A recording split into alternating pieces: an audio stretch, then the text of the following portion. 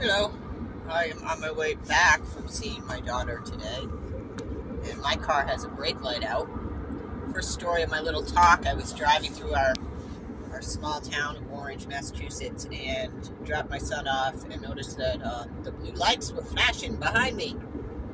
And I totally didn't react to it. I was just like, okay, well, I guess I'm getting pulled over. I don't really remember doing anything wrong. And so I got my registration and license out, ready for the cop to come over to the car. And he's like, I bet you don't even know why I pulled you over. I'm like, no, sir, I do not. And I guess I had a brake light out and he couldn't see my turn signal. He was so freaking nice, young, and just letting me know.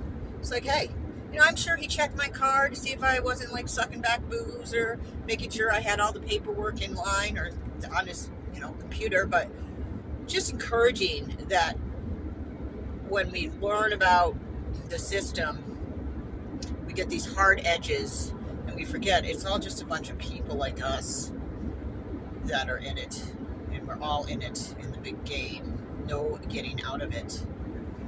And I think that's the task of us as humans, is here to embody our Godspark in our human flesh and blood. But before I get too abstract, the whole idea of our stories, I think that just the example of the cop.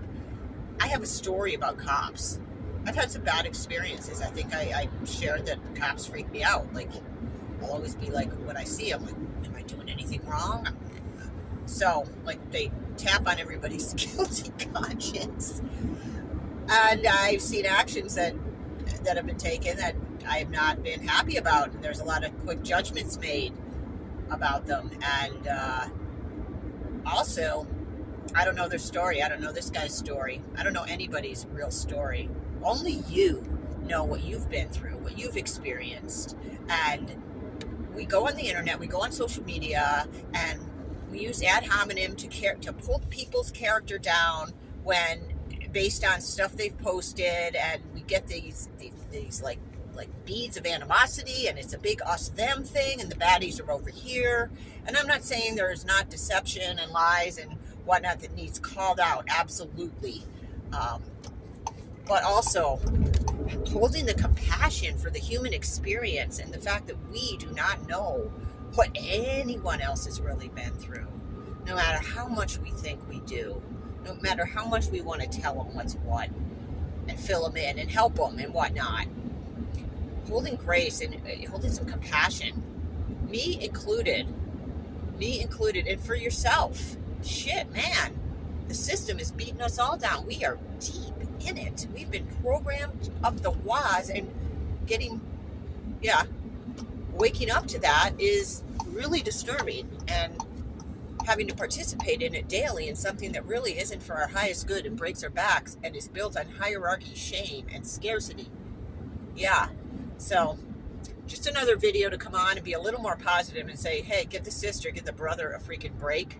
Remember that we all have a story. It's nuanced, it's layered, and not to use that to excuse bad, poor behavior and treating people shittily, but also consider maybe that someone's having a really bad day when they spout off.